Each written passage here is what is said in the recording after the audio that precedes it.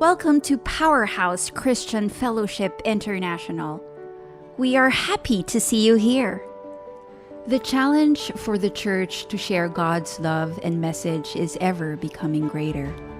But the church will never stop in living for the Great Commandment and pursuing the Great Commission. When the ministry started in schools and changed the lives of many young people, the church had been penetrating homes, marketplaces, the internet, and many other people from all walks of life, extending help to those in need, and most of all, spreading the good news of salvation through our Lord and King Jesus Christ. With the leadership of Pastor Ron Allen Recto, his wife Pastora Emily, together with the primary leaders and PCF church family, we will continue to honor and serve God by winning souls and making disciples, transforming the lives of many through God's words, sharing God's love by becoming His mouth, hands, and feet, envisioning a transformed Filipino nation, and becoming a messenger of the Lord to the world. Be a part of this movement. You are welcome here. We are Powerhouse Church. Amen! No, dapat i-boost natin ngayon yung 100% natin sa Lord dahil today we will encounter God again and again and again and again and forever! Amen? Kaya sige, isang malakas na malakong pa sa Panginoon. Let's welcome the Holy Spirit in this place! Yes, hallelujah!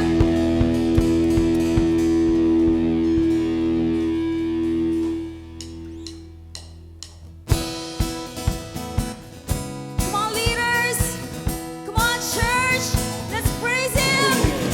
Let's honor His name!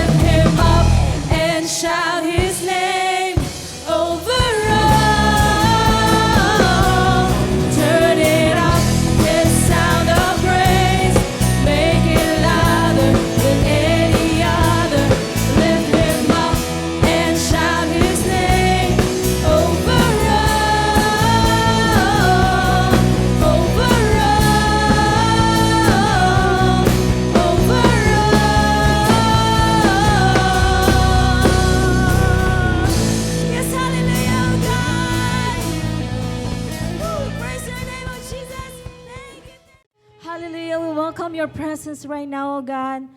We need your Holy Spirit in this place, oh Jesus. Come on, church. Jesus is right here. Give your best to praise and worship His name. We want to encounter you, God, again, oh Lord Jesus.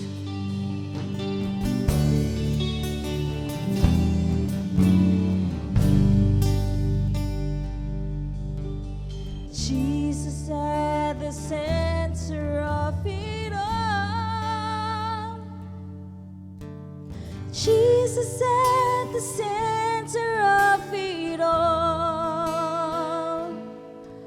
From beginning to the end, it will always be, it's always been you, Jesus.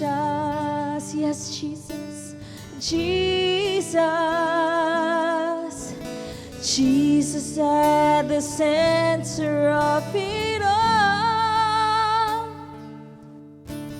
Jesus at the center of it all. From beginning to the end, it will always be, it's always been you, Jesus. Yes, you are Jesus, Jesus. Nothing else matters. Nothing in this world will do.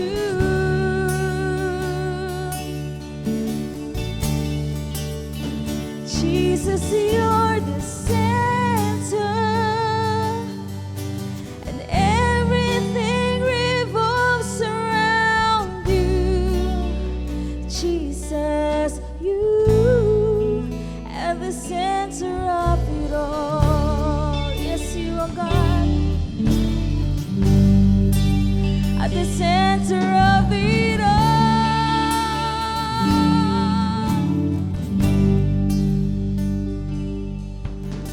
Jesus, be the center of my life. We welcome you, Jesus. Jesus, be the center of my life. From beginning to the end, it will always be, it's always been you, Jesus.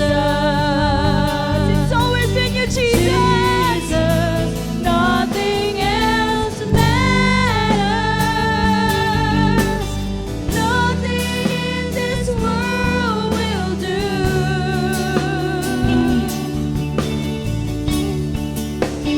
Jesus, you're the center, and everything revolves around you. Jesus, you is nothing else matters. Nothing in this world will do.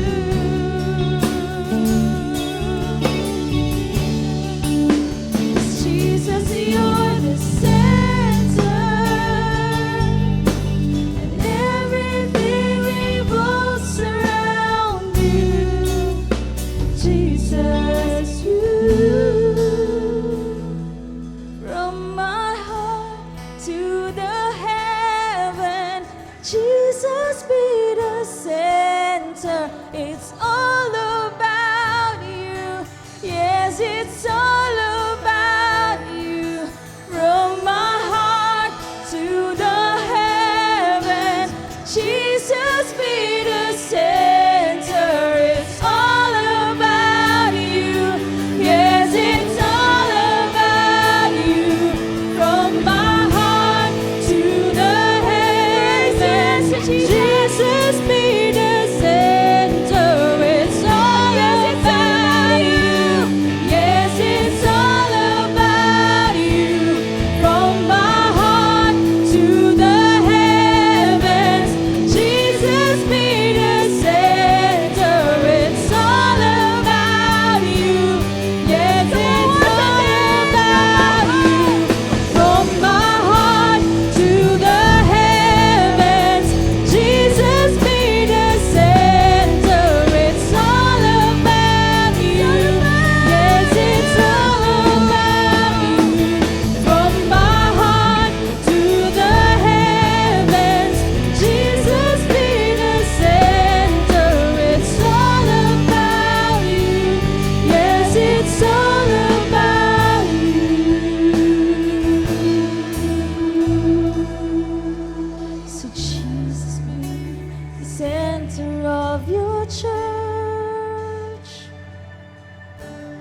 Jesus, be the center of your church. And every knee will bow down, and every knee will bow, and every tongue shall confess you, Jesus. Oh, confess, open your mouth, Jesus. Jesus, Jesus. We praise your name, Jesus. We need you, Jesus, in our life, Jesus. Jesus, Jesus. From my heart to the heavens, Jesus be the center. It's all about you. Yes, it's all about you. From my heart to the heavens, Jesus be the center. It's all about you. Yes, it's all about you. From my heart to the heavens, Jesus be the center. It's all about you. Yes, it's all about you. From my heart to the heavens, Jesus be the center. It's all about you. Yes, it's all about you. Because it's all about you, Jesus. Because all we want is you, God, in our life. Panginoon, pasukin mo ang puso ng bawat isa, Panginoon, na nandito ngayon, na umaawit, na nagpupuri sa iyo, O God. We know, God, that everyone, every people, kailangan ka nila, God. And right now, we will accept you in our hearts, in our life, Jesus. Salamat, Panginoon, sa umagang ito, sa aming pagpupuri, Panginoon, na ang tanging pangalan mo lamang ang siyang aming itinataas, O God, because you deserve this, O God, this worship, you deserve this praise. Because nothing else, Panginoon, napapalit, Panginoon, sa tulad mo, Panginoon, na lagi namin kasama, O God. Thank you for this wonderful people, Panginoon, na umaawit. Thank you for all the strength, Panginoon, na ibinibigay mo sa amin para makapagpataas pa kami ng iyong kamay, Panginoon, na patuloy kang pinupuri, inaawitan, O God. Salamat, Panginoon, sa pagmamahal. Salamat sa freedom today, Jesus, because we will celebrating again and again, because we want to encounter you, O God.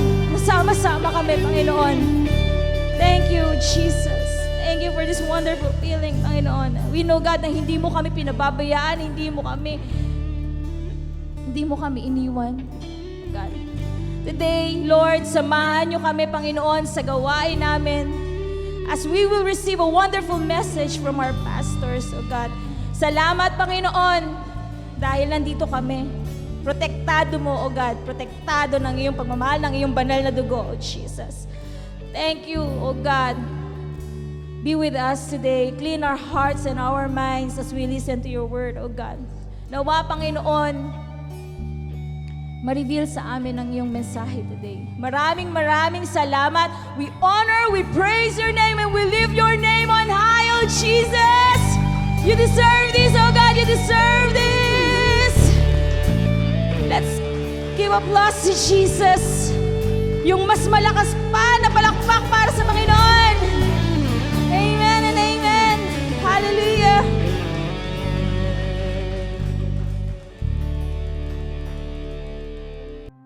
Hi! A blessed Sunday to all of us. This is Joy, your MC for today. Our Daily Church welcomes you to our Sunday service. Are you a newcomer? If yes, please comment down for us to know that you are also hearing God's message with us. According to the book of the Lord, Psalm 118 verse 24 says, "This is the day the Lord has made. Let us rejoice and be glad in it." Yes, this is the best day that the Lord has prepared for us. So don't let your friends, your family members, your cell members miss this chance. Kindly tag them, mention them, and don't forget to share our live stream. We also have TikTok, Instagram, Twitter, and we also have YouTube. Kindly follow it. And reminder, don't let the work of Satan distract you or ruin this special day. Are you ready to hear God's message? If yes, comment down. Let us aim for more of God and less of us. Let us welcome the anointed word bearer for today.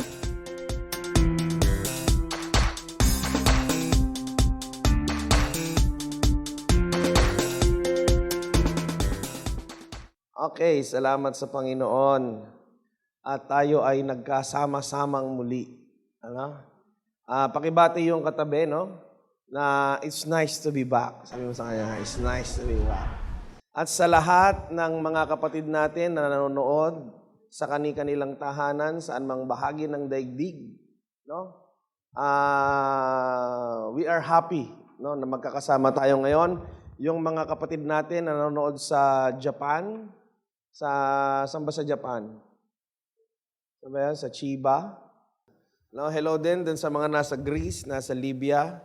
No, yung mga kapatid natin na naandyan sa Canada, sa United States. At yung merong nag-message sa akin, Pastor, napapanood po namin kayo rito sa Taiwan. At yung mga kapatid natin na nanonood ngayon sa Hong Kong at nagtatanong kung meron bang Powerhouse Church Hong Kong, intay-intay lang po kayo. No, yung mga kapatid natin na nasa China, especially sa Macau. Yung mga nanonood from Saudi Arabia, no, meron nag-message, nag-PM, Pastor, I'm watching from Saudi Arabia. At maraming salamat po sa inyong mga mensahe. At yung mga kapatid natin na nasa UAE, nasa Italy, nasa Qatar. At lalong-lalo na yung mga kapatid natin na naandyan sa Mindoro. No? Anthony, hello, kamusta ka dyan? April. At yung mga kapatid natin from Davao, CDO, Northern Luzon, NCR, Apple pala, Apple. Ba't ba ako laging napapa-April kay Apple? Ano? From NCR, Central Visayas, at syempre, yung mga taga-Laguna. Pwede bang pumalakpak ng malakas yung mga taga-Laguna? Kanina umaga, no, when I was preparing our message for today, no, inaayos ko yung, tapos na naman yung message, may PowerPoint. Kaya lang, inisip ko, paano ako mag-uumpisa ng mensahe? Alam niyo, every time, yung intro, minsan buo na yung message eh. Kaya lang ang tanong, paano mo ipapasok yon? So, nahihirapan akong mag-isip kung paano ko sisimulan yung mensahe. At kanina lang, nung nahihirapan ako mag-isip, yun yung naisip kong gawing intro. Ano? Nakaranas na ba tayo nung ganong pakiramdam? Na alam mo na meron kang kailangang gawin, kaso nahihirapan ka. No? Alam mo yung dapat mo gawin, kailangan ko ito magawa. Pinagagawa sa akin to, importante to. Kaya lang, ang hirap. Ano? Tapos hindi mo magawa. Tapos kanina, inisip ko yun, meron akong naalala. Meron akong naalalang tao na madalas kong kasama before at parang sa kanya, di ba, iba-iba tayo ng mga kayang gawin eh. Itong taong ito, parang lahat ng bagay, kaya niyang gawin. Parang lahat ng bagay, alam niyang gawin. Ano? Sino kaya yung tao na yun? Si Kuya Ray.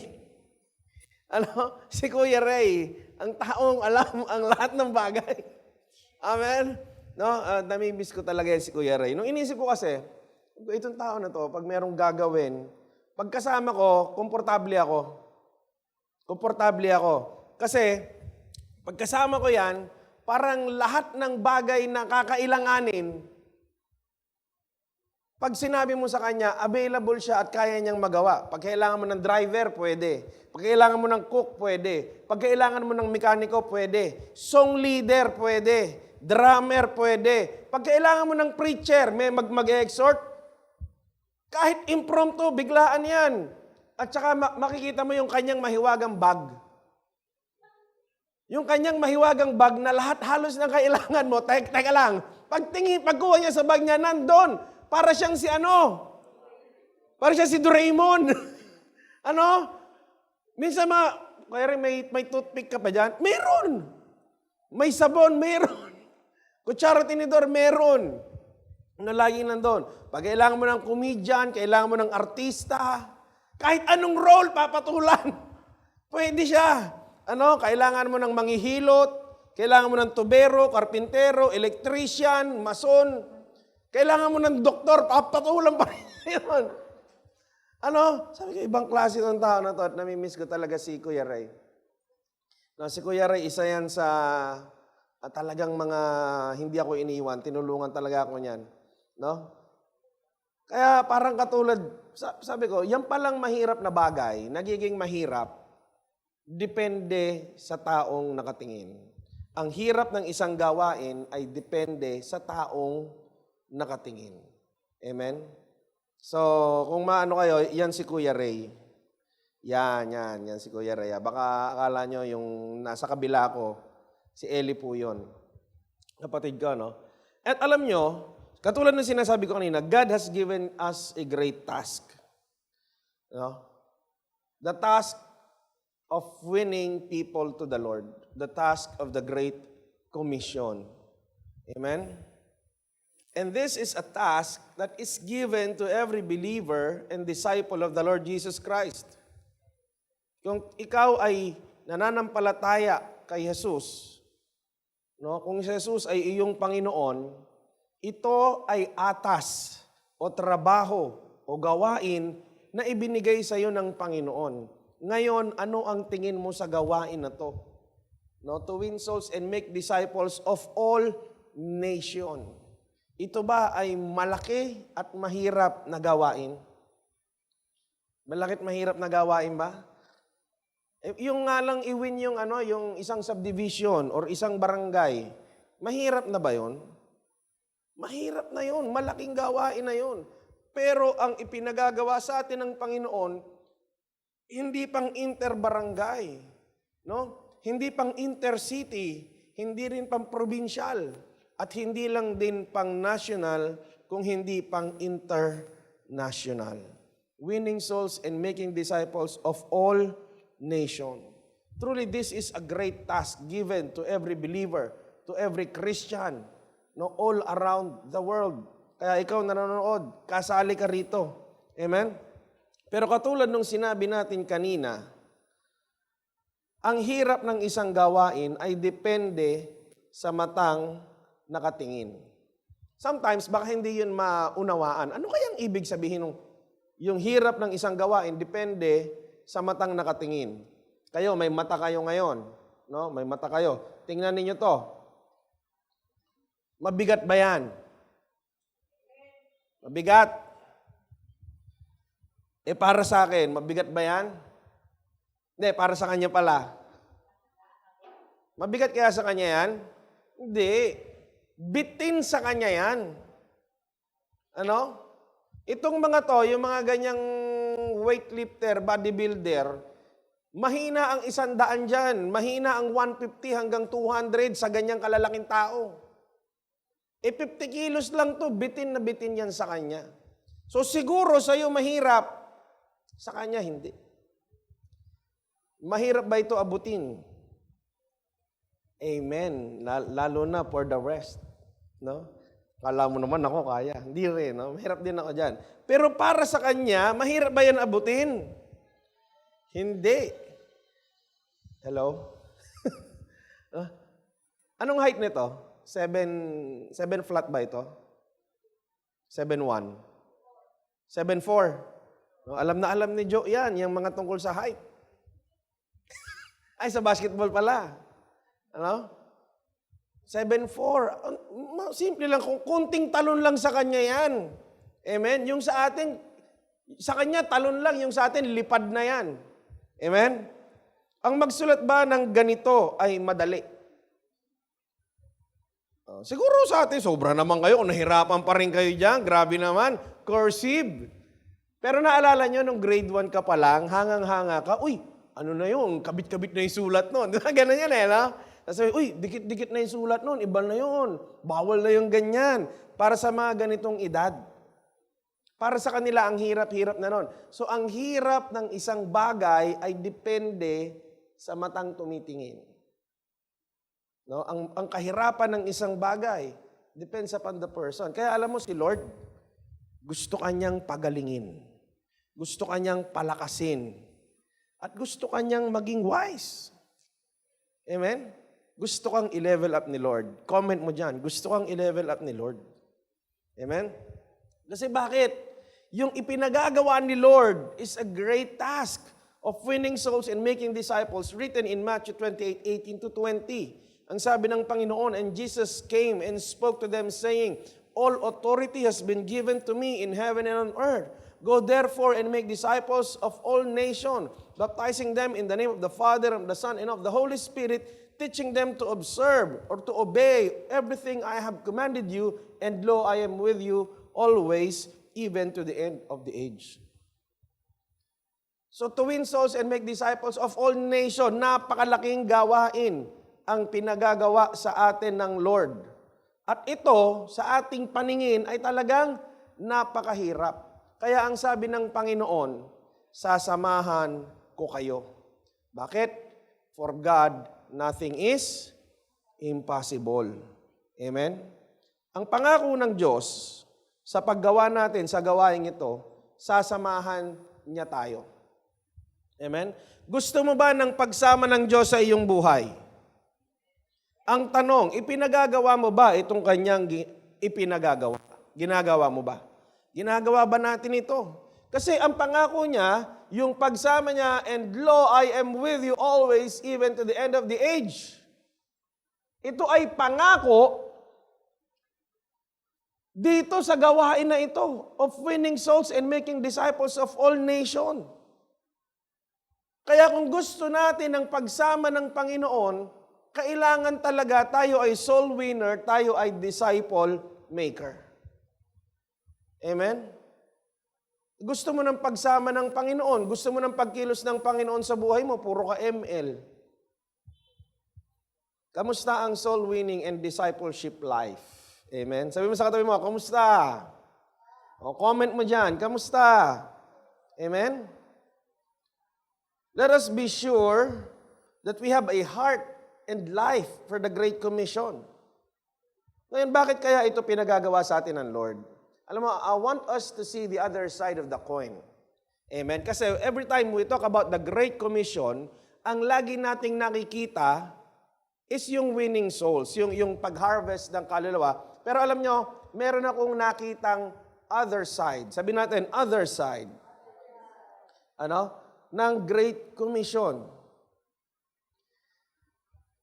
Kapag ikaw ay nag-involve sa Great Commission, ipinagagamit mo ang buhay mo sa Panginoon. Tama po ba? Amen? Kaya lang ang tao, minsan ang gusto ganito. Bago niya ipagamit ang buhay niya kay Lord, bago niya ialay ang kanyang buhay kay Lord, ang gusto niya, ayusin muna yung buhay niya. Amen? Gusto ko, ayusin muna yung buhay ko, tapos tsaka ako gamitin.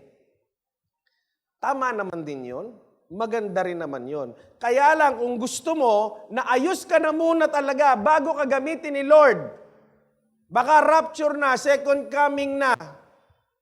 Hindi mo pa pinapagamit ang buhay mo. Amen? Sapagkat palaging magkakaroon ng diferensya sa ating buhay bilang mga tao. At kung iintayin mo yung perfect situation in your life, or even the perfect condition in your life before you totally commit and surrender your life para gamitin ng Panginoon, hindi po yun mangyayari. Alam nyo, even in business, walang negosyante ang uunlad ng palaging mag-iintay ng perfect situation, perfect condition bago niya simulan yung kanyang negosyo. Sapagkat hindi yun darating. Amen? Palaging nagkakaroon ng aberya. Baka ngayong buwan, okay, next month, hindi. Tigil ka uli. Amen? Alam nyo, pag binigay natin yung buhay natin sa Panginoon, gagamitin niya yan at babaguhin niya yan. Amen? I want us to see those two things. Gagamitin niya yan at babaguhin niya yan. Minsan, ang gusto natin, babaguhin muna, tsaka pa gagamitin. Amen? Pero, hindi po ganun. Halos sabayan gagawin ng Lord. Halos sabayan pangyayarihin ng Panginoon. Hindi yan babaguhin muna bago tsaka gagamitin. Sapagkat alam mo, yung ginagamit ng Panginoon, no? Yung mga buhay na pinagagamit natin sa Panginoon, yung pagpapagamit natin, gusto kong makita nyo to, yung pagpapagamit natin ng buhay natin sa Panginoon, kadalasan ito rin yung instrumento sa pagbabago ng buhay natin. Amen? Ang paggamit ni Lord sa buhay natin ay siya ring instrumento niya madalas sa pagbabago ng buhay natin. Kaya kung iintayin mong baguhin ka muna, bago mo ipagamit o ialay o ibigay ang buhay mo, baka rapture na o baka second coming na, hindi pa nangyayari. Amen? Para pong ganito yan. Madalas sabihin sa amin ni Bishop Oriel yung driving school analogy. Amen? So, bago ka maging driver, amen? Bago ka maging driver, lisensyadong driver, nag-aral ka munang mag-drive. Amen? Ito tanong, paano ka natutong mag-drive? Anong ginawa mo? Basic na sagot. Ano kaya? Huwag mo na yung nag-practice kasi eksaktuhin natin yung word.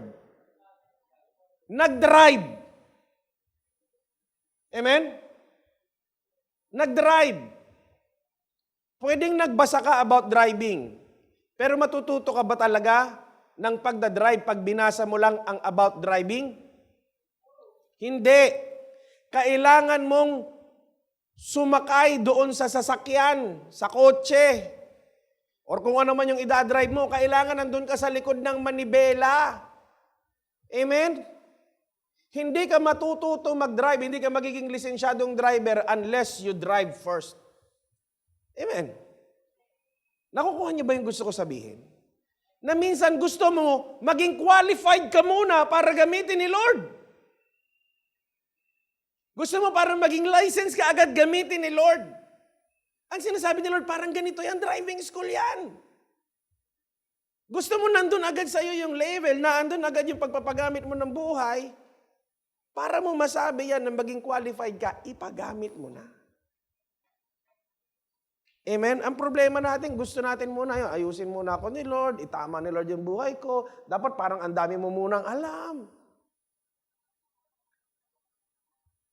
That calling of the Lord sa buhay natin to participate and to engage in the Great Commission, yan din mismong trabaho na yan ang gagamitin ng Diyos para baguhin ikaw, para baguhin ako.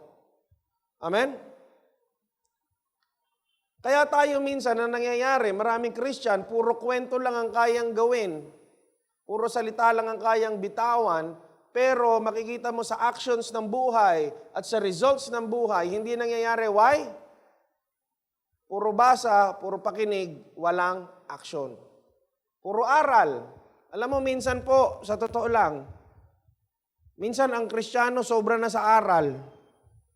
Ang dami ng aral. Hindi ko sinasabing wag na mag-aaral, ha? Alam nyo ako, palagi akong nagpupush ng ating pag-aaral. Kaya lang, pag puro tayo aral, walang gawa, walang kwenta. Amen? Alam mo yun, yung ang dami mo lang alam, pero wala kang ginagawa. Sayang yun. Amen?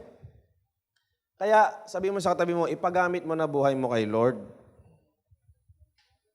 Ang tagal mo nang nagre-ready. Diyos ko naman. Baka next week, second coming na. Baka next year, kung kailan man. Hanggang ngayon, nagre-ready ka pa rin. Alam mo yun, ano? Grabe. Tagal nang naghahanda.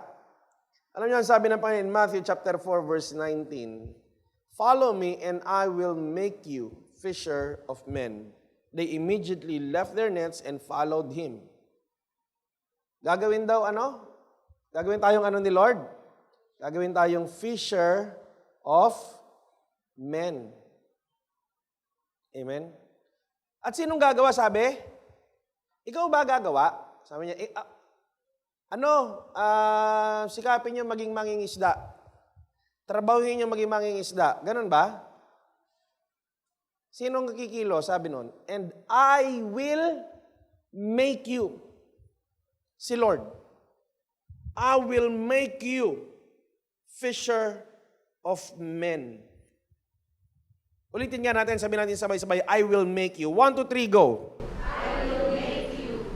Ito tanong, do you allow God to make you? Alam mo, yung fisher of men, ikaw yan when you engage in the Great Commission. Yung binasa natin kanina, tama? Ikaw yan, fisher of men ka, if ginagawa mo yung Great Commission. Ang sabi rito, I will make you. God shall make you to become fisher of men. Tayo, si Lord gagawa sa atin to become this. Amen? Ang problema, minsan gusto natin in our own efforts, tayo na lang.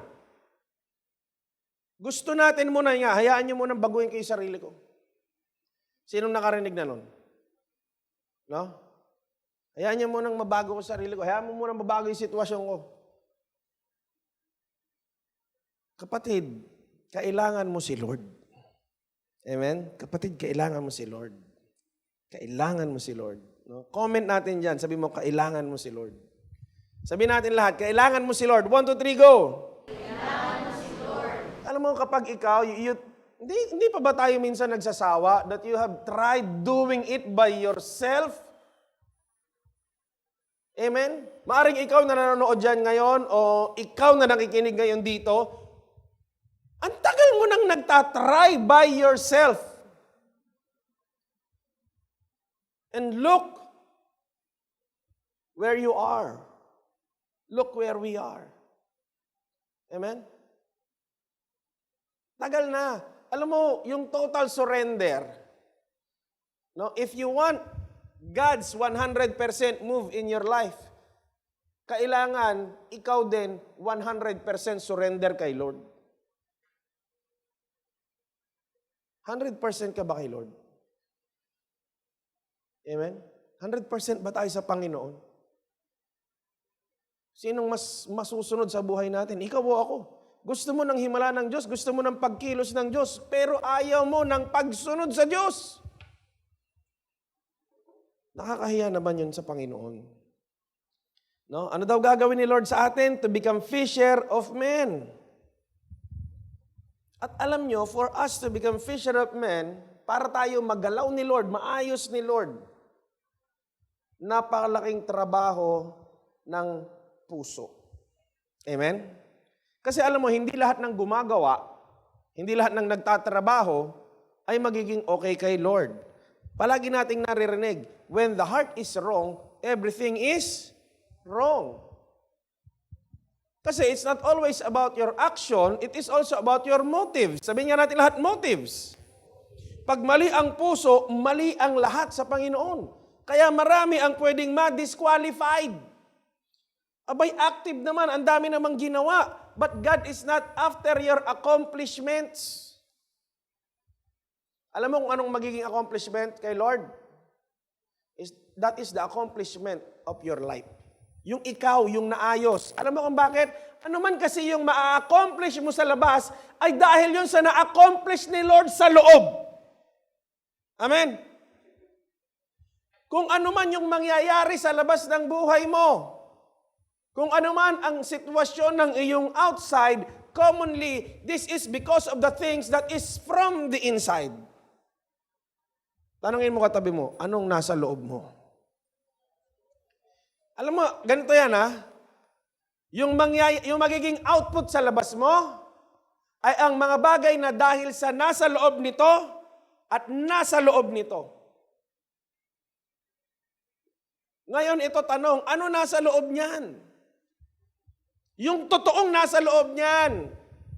Kasi, again, sabi rin ng Bible, Book of Jeremiah, ito, deceitful, itong puso na to. Sometimes, gusto nito paniwalaan, hindi, all out ka kay Lord. yung totoong laman nito, no, lumalabas sa buhay. Amen. Kaya sayang kapag kamali ito, hindi counted. Amen?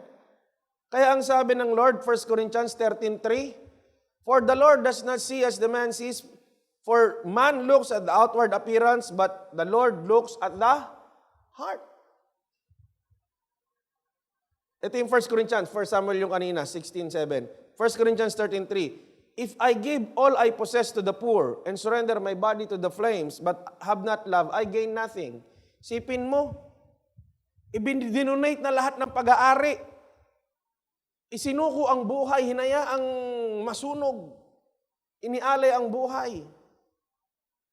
Pero pag hindi pagmamahal ang dahilan, walang saysay.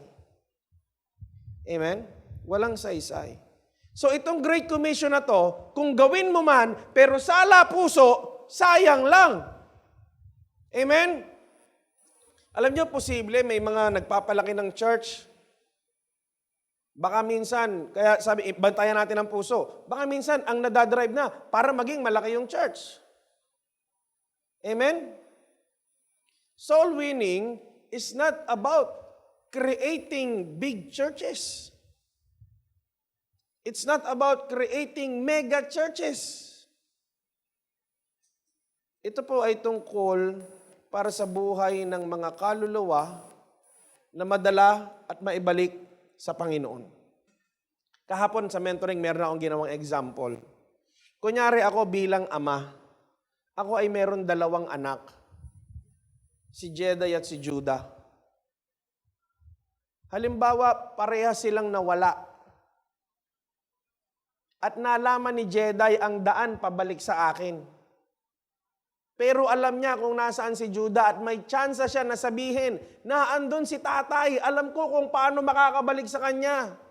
Pero ang ginawa niya, mag-isa lang siyang umuwi at pinabayaan niya ang kanyang kapatid. That is the Great Commission. That is soul winning. Yun po yung puso na nararamdaman ng Ama.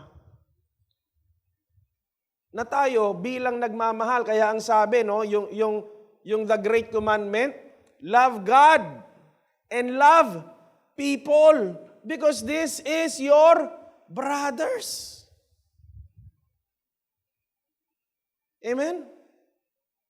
Kaya it's all about love. Nagwiwin naman tayo ng kaluluwa sa Panginoon, hindi para masabing lumaki yung Powerhouse Church. Kaya tayo nagwiwin sa Panginoon, mahal natin yung ating kapatid at mahal siya ng Ama at mahal tayo ng Ama. At sana, kaya sabi ng Bible, ang gustong mangyari ng Panginoon is for none should perish. Walang mawala. Kamusta puso natin? Ito kaya ang tunay na laman ng ating puso. Alam mo, kunyari ako, yan, si Eli, kapatid ko. Gugustuhin ko bang maligtas to, makabalik kami dun sa bahay namin, sa aming tatay? Bilang kapatid. Hindi ba para ang magiging pakiramdam mo dun, isang obligasyon? Na kung hindi mo magagawang siya ay mailigtas, malulungkot ka, iiyak ka. Amen? Kapag naandun, nabubuhay sa kahirapan, sa kamalian, yung iyong kapatid, matutuwa ka ba nun? Yun yung compassion. Amen? Kaya ngayon tayo, pagtitingin sa ating kapwa na alam natin na talagang hindi pa nakakabalik sa isang tamang relasyon sa Panginoon o walang tamang relasyon sa Panginoon, ang maramdaman natin, compassion. Kasi hindi, kailangan niya ang Panginoon, kailangan niya ang Ama. Kaya tayo, sa totoo lang, pag pinagamit natin yung buhay natin in soul winning, tayo mismo, binabago ni Lord yung ating puso, maging katulad ng puso niya. Napakahirap mag-soul winning at mag-disciple. Kapag ginagawa mo yan dahil sa trabaho lang, masabing may 12 ka, kasi kailangan primary 12 ako, ginawa ko 12 ni pastor Kailangan ko makapag-produce ng 12. Yun yung trabahong nakakapagod. Amen? Nakakapagod yun. Alam mo kung anong trabaho hindi nakakapagod? Napapagod. Lahat ng tao napapagod eh. Pero hindi sinusukuan. No. Alam mo kung ano yun? Kaya dun muna tayo sa mga normal, ha? Yung mga special case, hindi muna kasali. Dun muna tayo sa normal case. Okay? Kasi maraming pilosopo dyan. Sabi, ako hindi naman eh. No. Although hindi naman pilosopo yun, naranasan talaga nila. Ano yun? Ano yung mga trabaho hindi sinusukuan? Maging tatay, maging nanay. Amen? Mapapagod ka, yes. Minsan nga, magbubunga nga ka eh. Pero bukas, nanay ka pa rin sa anak mo. Tatay ka pa rin sa anak mo. Alam mo kung bakit? Ginawa mo yan, hindi kasi ano yon, parang naging obligasyon lang, parang primary 12 nga, ano, kailangan eh. Sabi, 12 ako ni pastor, kailangan makapag-raise up ako ng 12. Pero kapag ikaw merong compassion sa puso mo, nararamdaman mo yung pag-ibig ng ama na paghanap niya dun sa kanyang mga anak na nawawala. Alam mo, hindi ka makukontento nga talaga sa 12. Ito, mahal to ng tatay namin. Ito, mahal to ng tatay namin. Ito, mahal to ng tatay namin. Kailangang makabalik. Amen? Huwag nawa ito maging parang numbers game na lang. It is a matter of the heart. Alam mo kapag kasala sa puso, parang kang nagbabasketball, shoot ka ng shoot, pero dun sa kabilang ring, hindi counted. Amen? Gusto mo maging counted ang mga ginagawa mo para sa Panginoon? Yung pagdadrums mo, pagkanta mo, pagmimidya mo, no? Dapat tama ang puso. Amen? Sabi mo sa katabi mo, dapat tama ang puso. Ngayon, ito tanong, tama ba ang puso? Kaya kailangan natin ang tinatawag na spiritual overhaul. Amen? Kailangan nating hayaan makakilos ang Diyos na ayusin yung buhay natin. At kadalasan niyan, kailangan mong pumasok sa gawain ng Panginoon at ipagamit ang buhay mo sa Panginoon dahil sa pagpapagamit mo ng buhay mo sa Panginoon, diyan ka rin babaguhin ng Panginoon. Amen? Gagalawin ni Lord yung buhay mo pag hinayaan mong ipagalaw ito. Meron akong analogy. Nung araw, sino nakakaalala nung van natin na silver? Yung Versa van, yung Mitsubishi. Pinagawa ko yun, yung gulong. Ngayon, parang nag-stack up siya. Ngayon, yung mekaniko ko, si Tisoy. No, kung makikita niyo yung si Tisoy, napakaputi po nun. Pinapalo niya yung gulong para matanggal. May kailangan siyang ayusin. Hindi makuha ng maliit na martilyo. Kumuha siya ng mas malaking martilyo. Hindi pa rin matanggal. Hanggang kumuha na siya ng maso, pinagpapalo niya, ang lakas na ng palo, ayaw pa rin matanggal. Ang tagal pinapalo, pinupukpok, palaki ng palaki yung pinapalo sa kanya. Bakit? Ang tigas. Sabi mo sa katabi mo, tigas ka ba? Alam mo yung matitigas, palaki ng palaki ang ipinapalo dyan para matinag. Amen? Kaya minsan, alam mo, palaki ng palaki yung mga palo sa buhay natin eh. Alam mo bakit? Ayaw mong bumigay. Sabi mo sa katabi mo, bumigay ka na. Bumigay ka na kay Lord. Hindi ka ba nahihirapan? Ayaw mo pang ibigay lahat. Kailangan nating ibigay ang lahat sa Panginoon. Sabi nga ng kanta ni Pastor Benny, ibigay ang lahat. Amen? For God, na talagang makakilos sa buhay natin, kailangan po nating ibigay ang lahat. Kasi kung hindi, palaki ng palaki, palakas ng palakas ang palo. Gusto mo pa ba yun? Amen? Kaya minsan, sino sasabihin ng iba, durug na ako. Ay, durug ka na talaga. Sa laki ng mga pinalo sa'yo eh. Yung iba nga, durug na, ayaw pa bumigay. Dapa na, ayaw pa bumigay. How do we do this spiritual overhaul? Ephesians chapter 3, verses 16 to 21. And I'm reading from the New Living Translation. I pray that from His glorious unlimited resources, He will give you mighty inner strength through the Holy Spirit. Paano daw nagkakaroon ng inner strength? Through the Holy Spirit. And I pray that Christ will be more and more at home in your hearts as you trust in Him. Ano daw feeling ni Lord in your heart? Binasa niyo ba? Basahin niyo. And I pray that Christ will be more and more at home. At home. At home ba si Lord sa puso mo? Kailan ka magkakaroon ng feeling at home? Alam mo ang isang tao, kailan siya feeling at home? Kapag hindi siya neglected. Amen? Tanungin mo yung katabi mo, at home ba si Lord sa puso mo? Sabi rito, may your roots go down deep into the soil of God's marvelous love, and may you have the power to understand, as all God's people should, how wide, how long, and how high, and how deep is His love really is. May you experience the love of Christ.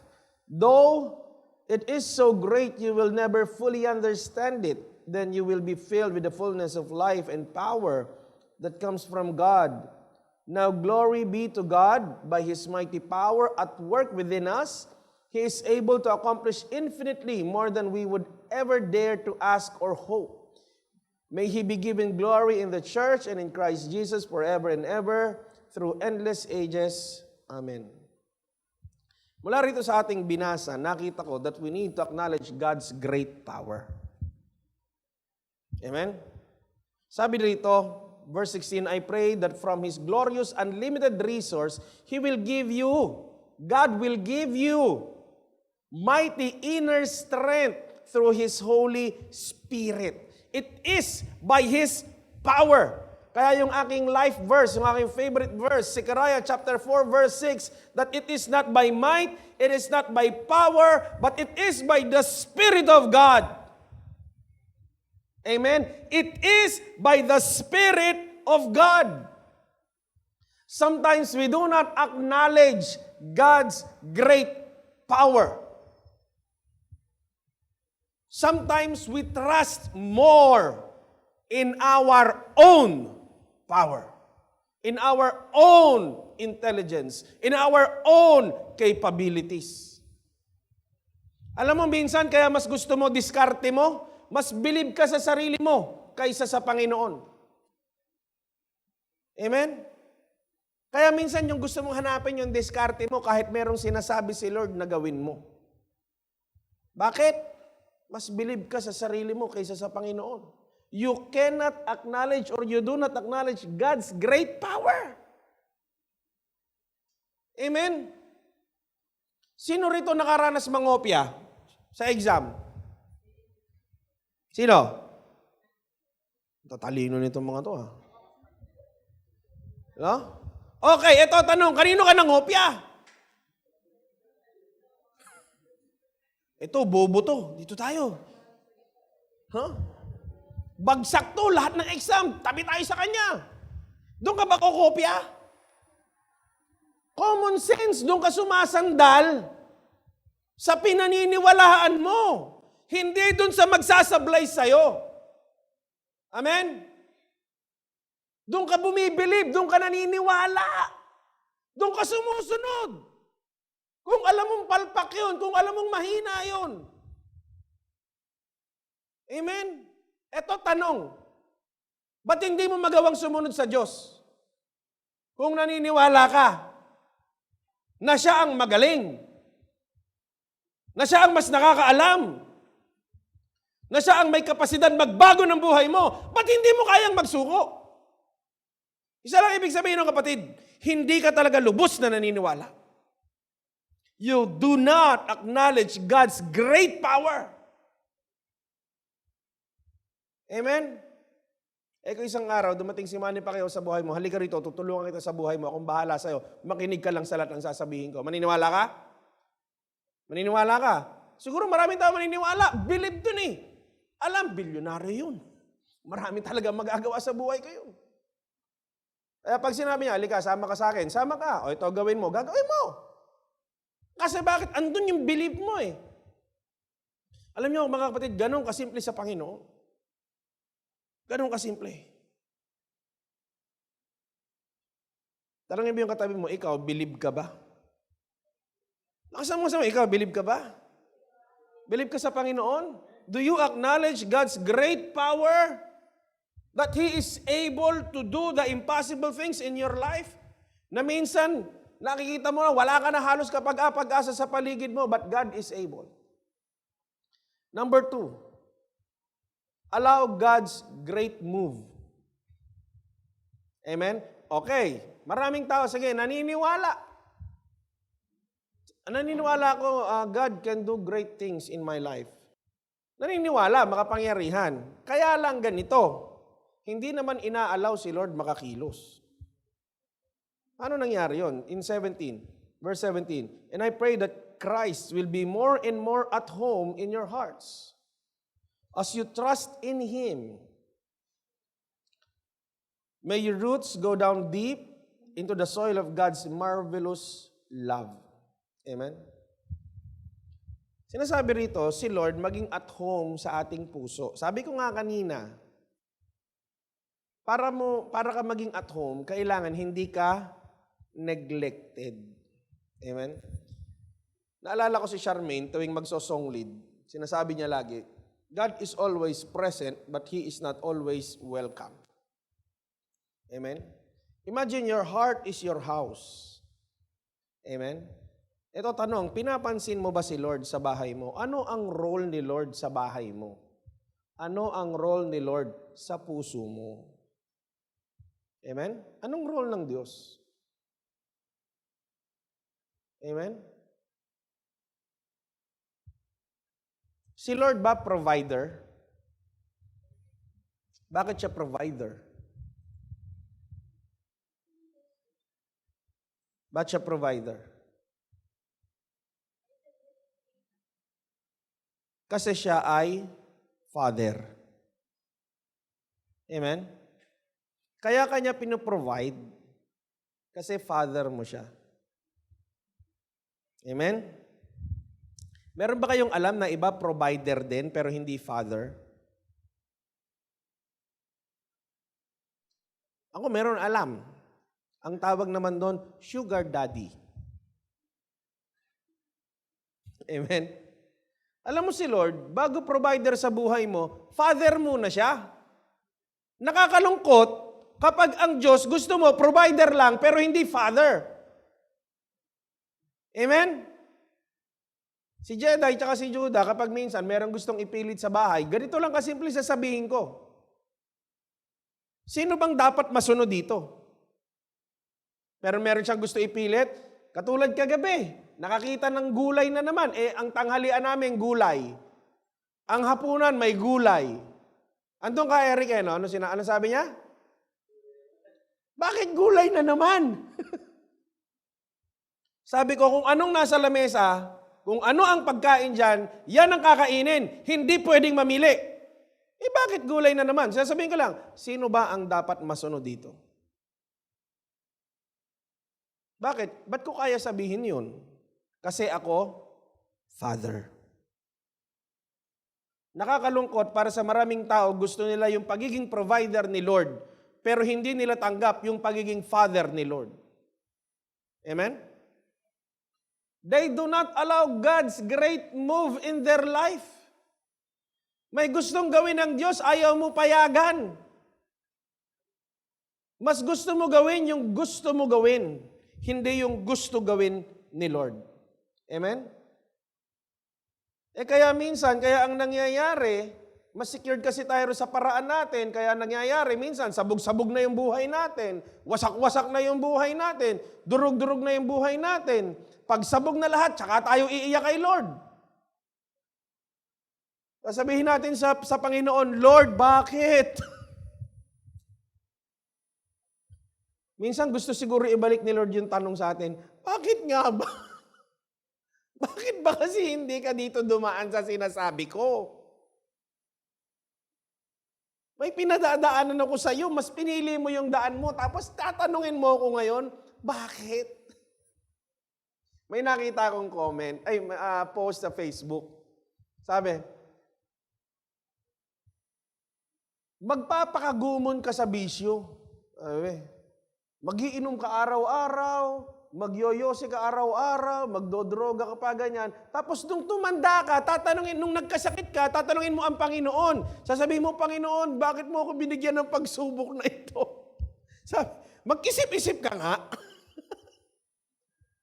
Amen? Si Lord ba talaga ang nagdala niyan sa buhay mo? Sino maraming mga dinadaanan ngayon? Alam niyo tayo, maaring ikaw, kayong nanonood dyan, maaring ako. May mga dinadaanan tayo sa buhay. Ngayon, medyo lingunin lang natin ng konti sa mga dinaanan at nangyari sa buhay natin. Ito nga kaya ay pagsubok ng Panginoon na dumating sa buhay natin? O kaya ka na andyan kasi ikaw ang nagpunta dyan? Think about it. Amen? Comment mo dyan, think about it. Amen? Let God direct your move. Amen? Kasi alam mo si Lord, parang coach sa gym yan. Yan ang mangyayari dyan eh. Parang coach sa gym. Sino mga nag-gym? Ako, nag-gym ako eh. Isang beses. Ano? Alam mo yung mga nag-gym, merong coach, sasabihin nila, ito yung gawin mo. Kailan magkakaroon ng epekto yung sinabi nila, pag ito ginawa mong exercise ito, lalaki yung bicep mo, magkakaroon ka ng abs, o lalaki yung build mo. Kailan mangyayari yon? Kapag ginawa mo yung sinabi niya. Pero kahit anong sabi niya dun sa nagpapa-instruct, pero hindi ginagawa, magkakaroon ba ng effect yun? Walang effect yun. Amen? Ang power ng salita ng Lord sa buhay natin ay nasa paggawa natin sa kanyang salita. Amen? Gusto mo yung word of God? Huwag mo gawin parang ano yan. Huwag mo gawin parang bulong. Alam mo yon, yung bulong sa mga albularyo? Huwag mo gawing bertod ng mga agimat yan. Ibubulong mo. Ibubulong mong ganyan. Meron kang sakit sa kamay, bubulungan mo. Babasahan mo ng Word of God. Although yes, there are miracles, no? Through God's words. Kaya lang, alam mo, gusto mo yung epekto ng salita ng Diyos, nasa paggawa ng salita ng Diyos. Gawin mo ang salita ng Diyos. Sundin mo. Sabi mo sa katabi mo, sundin mo. Number 3, yan, last 2. Understand God's great love. Amen? Hindi kasi natin minsan lubos maunawaan kung gaano katindi yung pagmamahal ng Panginoon sa buhay natin. Amen? At alam mo kung kailan mo maiintindihan lalo ang pag-ibig ng Diyos. Naalala niyo yung sabi ko kanina? Mas mababago ang buhay mo kapag pinagamit mo ang buhay mo. Amen? Yung sa Great Commission, naalala niyo yun? Yun yung pinaka-thought nun eh. Kasi minsan, ang gusto nga natin, ipapabago muna bago ipapagamit. Ang sinasabi ko, para mas mabago, ipagamit. You know why? Kapag pinagamit mo yung buhay mo sa Panginoon, mas maiintindihan mo ang pag-ibig ng Panginoon. Naalala niyo yung kasabihan, tell me and I forget, show me and I remember. Anong kasunod? Involve me and then I understand. Amen? And may you have the power to understand as all God's people should. How wide, how long, how high, and how deep His love really is. Amen? Kapag pinagamit natin yung buhay natin, especially in the Great Commission, in winning people to the Lord, in bringing people back to the Lord. Yung sinasabi ko, yung maramdaman mo yung compassion sa kapwa, na kaya ka hindi nagso-soul winning kasi para ka magkaroon ng 12, para masabing sa leader ka, primary leader ka, or para lumaki yung church. Kaya ka magso-soul winning at kaya ka magdi-disciple ng tao kasi nasa puso mo yung compassion ng Panginoon to seek and save the lost. That everything that we do is an action because of love. Amen? Na kaya natin yung ginagawa dahil sa pag-ibig. Pag-ibig sa mga kapatid na nawawala at pag-ibig sa ama na naghahanap ng kanyang nawawalang anak. These things should be the motivation in doing the Great Commission. It is love. At kapag naunawaan natin yung pag-ibig ng Panginoon, yan, mas lalong mababago yung buhay natin. Mas mauunawaan natin kung bakit natin dapat gawin. Na minsan baka nagagalit na sa akin yung iba, oy, mag-soul winning tayo, oy, mag-disciple tayo, o kailangan natin mag-akay ng kaluluwa, o mag-raise up ka ng 12, o kailangan natin madala sila sa training. Ang dami naman dapat gawin. The Great Commission is a great task. We need to be prepared. Pakalaki ng gawain. Alam mo kung bakit? Hindi aayaw ang kaaway sa labang ito. Nakakalungkot na maraming Kristiyano ang sumusuko, samantalang ang dyablo hanggang ngayon ganadong-ganado pa. Tapos ikaw, sumuko na. Sabi mo sa katabi mo, huwag kang sumuko. Comment mo dyan. Comment mo dyan. Huwag kang sumuko. Napakalaki ng pag-ibig ng Diyos. And we must first learn to understand people before we can learn how to really help people.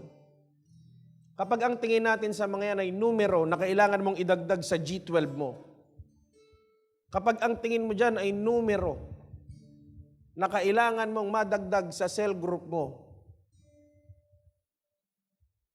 you do not understand God's great love.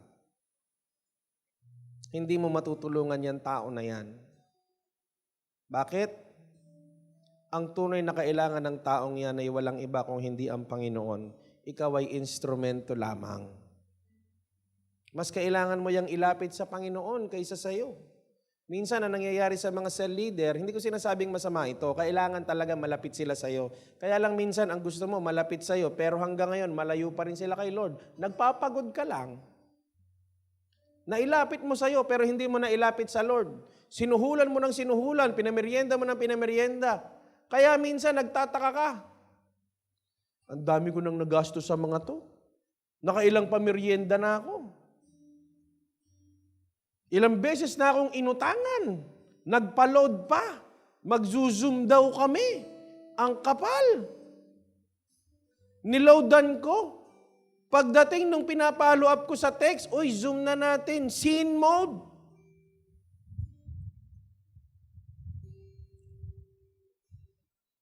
Kasi minsan, alam mo, para mo mas maunawaan yan, kailangan maunawaan mo na ang kailangan nila ay ang Diyos higit sa iyo. Kapag nalaman nila yung tamang connection nila sa Panginoon. At saka susunod siguro sa iyo yan. Lastly, number 4, accomplish God's great plan. Pag ginawa natin yung mga bagay na yan, yung 4 points natin, hanggang makarating tayo rito, accomplishing God's great plan.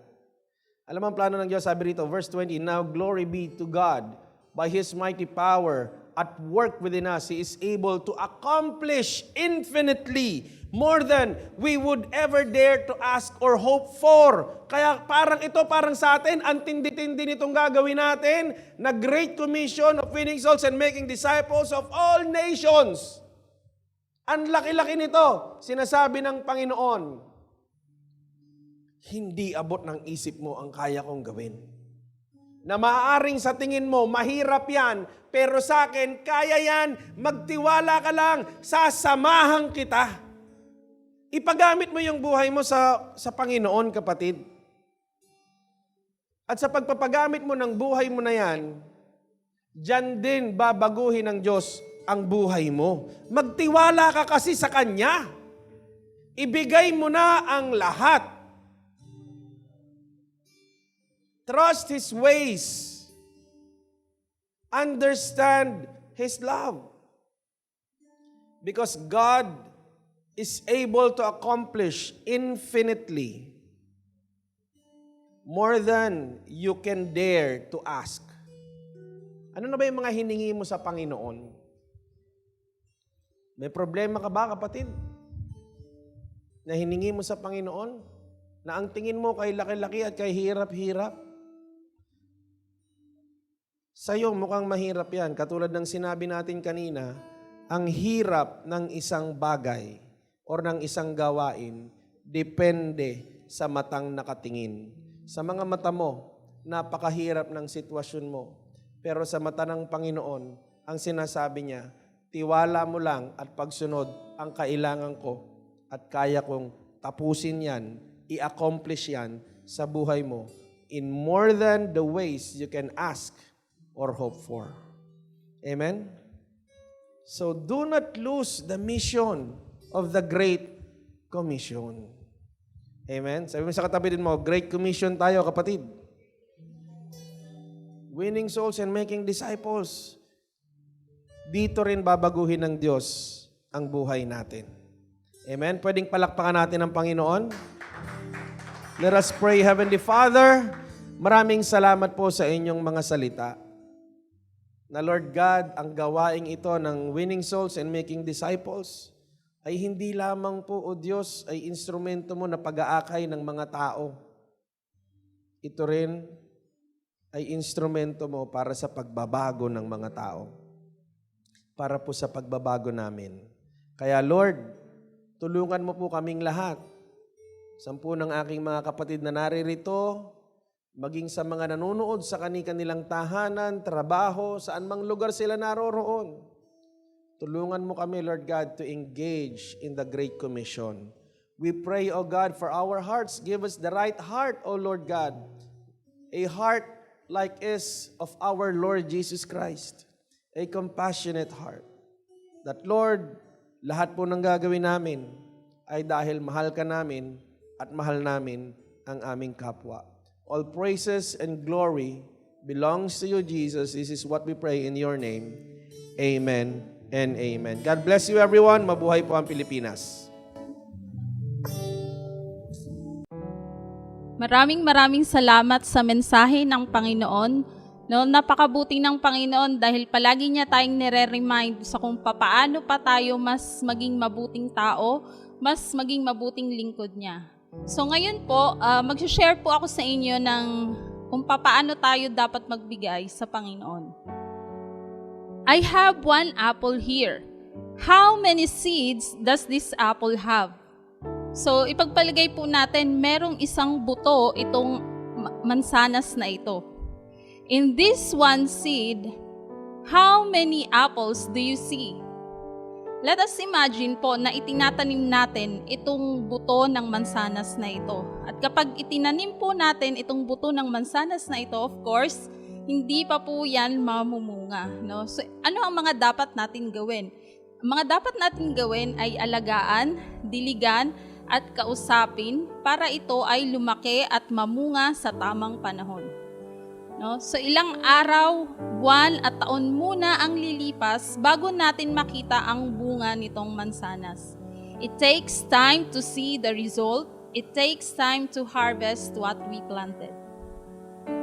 That's also the same with us, beloved brothers and sisters, in giving our tithes and offering. When we give now, don't expect easily that God will give you what you wanted, what you expect to receive. It takes time to receive those blessings from God. We give our tithes and offering because we are planting the things that we want to receive in the future. planting for our next generation, planting for our dreams in life. Nakaka-bless po yung mga taong nagbibigay kahit hindi pa alam kung anong klaseng blessing ang ibibigay ng Lord. Malaki ang chance na may nakalaang malaking blessing sa iyo dahil sa patuloy mong pagtatanim o pagbabalik ng pera sa Lord. Binigyan ko po ng acronym ang GIVE. No, let's start with letter G. Sa letter G po ay grow with God. No, it refers to our faith to God. Gaano ba kalaki ang faith mo sa Lord? No? Kung gusto mo talagang lumaki, lumago ang faith mo sa Lord, no? Matutunan po natin na magbigay tayo sa Panginoon. Letter I, invest to God. Alam niyo po, sa business, bukod sa time and effort na ibinibigay natin, alam niyo po, malabo pong makapagbukas ng business kung walang perang kasama. So, sa business po, maaari kang malugi. O maaari naman din na mapalaki mo ang business mo.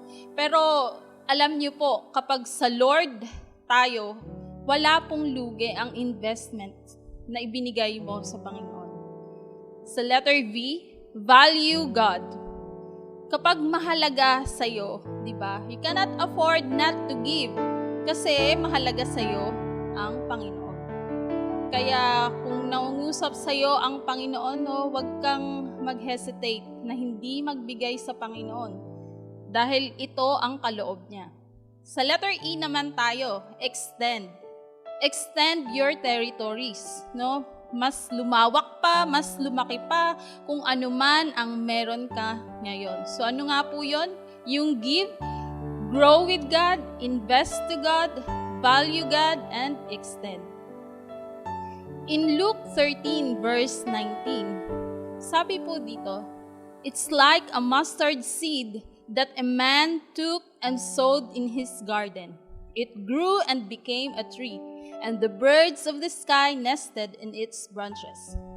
Sabi nga dito, mustard seed, no? It grew and became a tree, and the birds nested in its branches. So, tatagalugin ko po ulit, no, na maliit na buto, naging puno, at napakinabangan ng mga ibon. Kaya po, wag tayong manghinayang magtanim o magbigay sa Lord. Dahil itong mga pera na to, in the future, magiging mas malaking blessing pa. Mas lalo pang dadami yan dahil gagamitin ka ng Lord to bless others too. Pangarap mong magkabahay, pero nung pinagpala ka ng Panginoon, namimigay ka na ng bahay. Pangarap mo lang makakain ang pamilya mo ng 3 beses isang araw, pero may kakayahan kang mamigay ng mga pagkain sa mga taong nangangailangan. 'Di ba? Grabe ang blessing talaga ng Lord, no? Alam niyo po, kaya ako every time po na nagbibigay ako ng aking tithes and offering sa Lord, sinasabi ko sa Lord na sana mas malaki pa dito yung kaya kong ibigay o ibalik sa Lord kasi mas madami pa po tayong maaabutan ng tulong. Mas masusuportahan pa ang mga workers na sobrang sipag sa gawain ng Panginoon. So I encourage you po na samahan niyo akong mag-pray. Itaas natin sa Panginoon itong mga ibibigay nating tithes and offerings sa Panginoon. Sige po, let us pray. We worship you, we honor your name, Lord God. Lord, patuloy po kaming nagpapasalamat sa inyo, Lord God, dahil napakabuting Diyos niyo sa amin, Lord God. Lord, salamat po dahil patuloy niyo kaming pinagpapala, Lord God. Lord, tinataas namin sa inyo ang mga pagpapalang ito, Lord God. Lord, ang mga perang ito, Lord God. Lord, pagpalain niyo po ito, Father God. Lord, we pray, Father God, na patuloy niyo po kaming bigyan ng tamang puso sa kung paano kami dapat pang magbigay sa inyo, Panginoon. Lord God, tinataas ko po ang mga perang ito, Lord God, na patuloy pa po, Lord God, na mapagpala ang buhay namin, Panginoon. At Lord God, alam niyo po ang sitwasyon ng bawat isa, Panginoon. Alam niyo po, Lord God, yung mga nangangailangan, Lord God, ng pagkain, Lord God, nangangailangan ng kagalingan, Lord God, nangangailangan, Lord God, ng pera na makapagbukas ng business, Lord God, nangangailangan, Lord God, ng trabaho, Father God. ng pagkain, ng kung ano pa man, Lord God, ng tuition, Lord God, sa kanilang pag-aaral, Panginoon. Lord, kayo ang mag-provide po, Lord God, ng mga pangangailangan na ito, Father God. Nakikita niyo po yung sitwasyon namin ngayon, Lord God. Nahihirapan, Lord God, ang iba sa aming mga kapatid, Panginoon. Lord God, extend niyo po ang inyong mga kamay, Lord God, at kayo ang magpala sa kanila, Panginoon. Maraming salamat dahil, Lord God, alam namin, Lord God, naririnig nyo itong mga sinasabi ng aming mga puso, Panginoon. Lord God, pagpalain niyo po ito, Lord God, at kayo po ang palaging makita, maitaas sa buhay ng bawat isa, Panginoon. Salamat po, patuloy kaming nagpupuri, nagpapasalamat sa inyo, Panginoon, sa pangalan ni Jesus. Amen. Before we end, let us close in prayer. Father God, we worship you, we glorify your name. Thank you for this morning. Thank you for your fresh revelations. Continue to help us to overcome our silent battles in life. Continue to give us protection, provision, and guidance, Lord. Lord, we declare healing for everyone. This is all our prayer in Jesus' name. Amen.